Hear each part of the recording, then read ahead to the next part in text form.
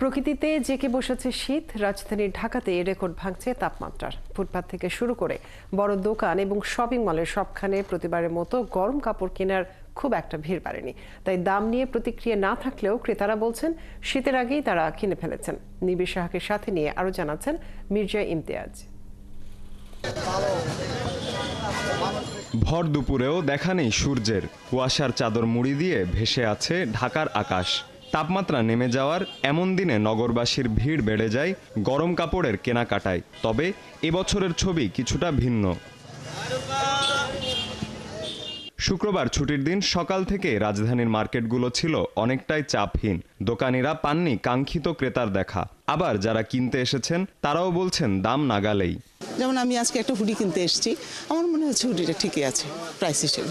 যে শীতটা পড়ছে ওই শীত অনুযায়ী একটু কম আছে আর কি কাস্টমার মার্কেটে। হাত মোজা, কানটুপি, ইনার এগুলো বেশি বিক্রি হয় শীতের ভিতরে। কিছু কিছু জিনিসের দাম একটু বেশি আছে, আর কিছু কিছু আছে মোটামুটি ভালোই কেনা যাচ্ছে আর কি। মার্কেটের তুলনায় ফুটপাতের দোকানে শীতবস্ত্র কিনতে চাপ কিছুটা বেশি দেখা যায়, কিন্তু নেই ক্রেতা বিক্রেতাদের হাক ডাক। বেশি বিক্রি হচ্ছে মোটা কাপড়, হাত মোজা, টুপি। শীত পড়ছে তো এর জন্য মোটামুটি আছে কোনো মতো। আবহাওয়াটা সেই আবহাওয়াতে মানুষ একটু ভিড় কম পায়, ক্রেতাও কম। দাম যেগুলো আসলে কোয়ালিটি ফুল পণ্য ওগুলার দাম ভালোই, আর যেগুলা লোকাল ওগুলা লোকালই। ব্যবসায়ীরা বলছেন ডিসেম্বরের প্রথম দিকে ভালো বাজার পেলেও জানুয়ারির শৈত্যপ্রবাহের দিনে গরম কাপড়ের কেনাকাটা অনেকটাই কম। গত 2 উইক আগে যেটা ভালো ছিল কয়েকদিন আগে যদি শীত পড়তো তাহলে ওই সময়টা বেচা কেনার জন্য আমাদের একটু ভালো হইতো।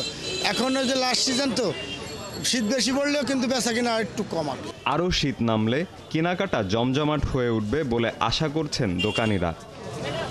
মির্জা ইমতিয়াজ, ৭১, ঢাকা।